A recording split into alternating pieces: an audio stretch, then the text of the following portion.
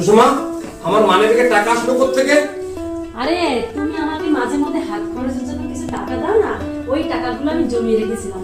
আর যখন দেখতে পেলাম তোমার মানিব্যাগে কোনো টাকা নাই, তখন আমি ওই টাকাটাই তোমাকে দিয়ে দিলাম। ওই টাকাটা তুমি নিয়ে নাও। এই সংসার তো আমাদের দুজনেরই, তাই না? সংসারে কোনো সমস্যা থাকলে তত দুজনেরই সমাধান করতে হবে, তাই নয় কি বলো? মাঝে মধ্যে আপনার স্ত্রীর হাতে কিছু হাত খরচের টাকা দিবেন। এতে করে ওই টাকাগুলো কখনোই বিফলে যাবে না, বরং আপনি যখন বড় কোনো বিপদে পড়বেন তখন ওই টাকাগুলো আপনার অনেক কাজে দিবে।